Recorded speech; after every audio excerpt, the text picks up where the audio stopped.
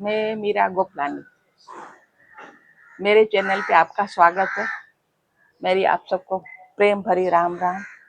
मैं कुछ लेके आई हूँ बच्चों के लिए।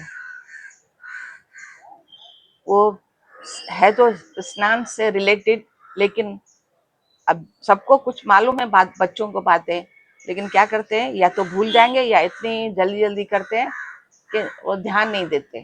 तो अब टाइम आ गया, अपना ध्यान रखें। तो शुरुआत कैसे करते हैं? सब लोग तो बोलते होंगे नहाने के टाइम, जय गंगे हर हर गंगे पाप व्यालंगे। ये बोलना चाहिए, नहीं तो कुछ लोग तो गायत्री मंत्र बोलते हैं, शुरुआत करते हैं। तो शुरुआत कैसे करनी है? नहाने के टाइम आपको थोड़ा तेल लेना है। राई तेल भी बेस्ट है। राई तेल से ना अगर हम यूज करेंगे ना, तो उससे ना धीरे धीरे खांसी भी चली जाती है। नहीं, जिसको किसी को, बच्चों को उसकी स्वाद नहीं पसंद आता, उसकी गंध, तो नारियल के तेल भी आप यूज कर सकते हैं, वो भी वैसा ही काम करेगा। या तिल का तेल, वो भी वही काम करेगा। सब अच्छे होते हैं। ऑयल कोई भी ले, आप उसको थोड़ा सा ऑयल लें तो अपने 5 इंद्रियां होती है ना, उसमें आपको ऑयल करना है। जैसे तेल लिया ना, तो ये फिंगर डिप की, नोज में छिड़का, फिर दूसरी नोज में छिड़का, फिर एयर में कानों में लगाया, फिर दूसरे कान में लगाया, फिर नाभि पे लगाया, फिर बाद में नीचे अपने पार्ट है ना उसमें जरूर लगाने का। उससे ना आपकी तो धीरे धीरे खांसी निकल जाएगी। इतना वो मतलब जरूरी हो गया है अभी तो। और इसे लगाने से क्या होता है, हमारे कानों नोज में जो इन्फेक्शन होता है ना, अभी तो बारिश का टाइम है, ज्यादा इन्फेक्शन है, तो वो हमारे को वो नुकसान नहीं पहुंचाएगा। ऑयल करने से ना, जैसे नहाते हैं तो पानी उस पर टिकता नहीं है तेल के ऊपर, तो इससे इन्फेक्शन भी आपका नहीं टिकेगा। तो अभी आप करते हो तो बहुत अच्छा, नहीं करते हो तो आज से करना शुरू करें। और नाभि में लगाया तेल, उसके बाद आप घुटनों में भी लगाएं। घुटनों में थोड़ा ग्रीस करेंगे ना ऑयल, तो आपको घुटनों में दर्द परेशान नहीं करेगा, धीरे धीरे वो निकल जाएगा। और फिर नेल है ना हमारे ये पैर का, उसमें भी ऐसे सिर्फ ऐसा भी लगा दिया ना, तो आपको दूसरे दिन आपको पता चलेगा कि मेरा नाखून अभी भी चमक गया, माना वो काम करता है, अपने नसों में जाता है।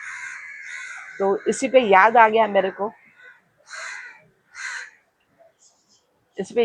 मेरे को कि रोज नेल्स में कड़वा तेल आप एक एक ड्रॉप लगा के मलेंगे ना, तो आपको धीरे धीरे नसें भी आपकी नसों में जान आएगा, तो आगे चल के आपको नसें मजबूत रहेंगी। अब ये तो नहाने के टाइम मैंने इतने सब बता दिया, बीच में ये भी बता दिया, याद आता है तो बताती जाती हूँ बच्चों को। और दूसरा, जिसको सर्वाइकल है, तो नहाने के टाइम क्या करने का आपको, ये है ना, ये गर्दन हमारे, ये रीढ़ की हड्डी है ना, तो उसे थपके मारने का। ऐसे 2 थपके, 4, 5, 6, जो आपका सर्वाइव। फिर बाद में आप जल डालें। हाँ, जल के ऊपर याद आया, ये थपके मार के जल डालेंगे ना, इससे पहले हमको नाभि में, मतलब अगर गुनगुना से नहाते हैं, लेकिन नाभि में आपको ताजा पानी डालना है, जो आपका नेचुरल पानी आ रहा है। तो नाभि में पहले 1 लोटा जल गिराए नाभि पे, बाद में आपके इस रीढ़ की हड्डी में ऊपर से। अगर सर से नहाना है तो सर से, नहीं तो रीढ़ की हड्डी से नहाए। इससे क्या होगा कि आपको वो क्या बोलते हैं उसको, होता है ना एक साइड का, अभी वर्ड भूल गई हूँ, देखो मैं, चलो मैं वर्ड में लिख देती हूँ आपको। वो एक शरीर, आधा शरीर होता है ना, अधरंग बोलते हैं उसको हम लोग सिंधी में, और वो नहीं होगा।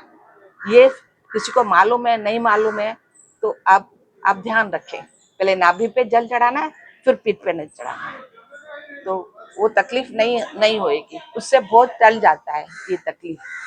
और पर हर हर गंगे करके नाव, और कुछ 1-2 बातें और होंगी इससे रिलेटेड, बाद में बताऊंगी। अभी मेरे को इतना याद आया, मैं तो बच्चों को बोल रही हूँ, ये आप करें, आप सावधानी रहें, स्वस्थ रहें, मस्त रहें। मेरी बच्चों को प्रेम भरी राम राम। कुछ याद आएगा तो फिर बताती हूँ, अपनों में शेयर करें। Thank you.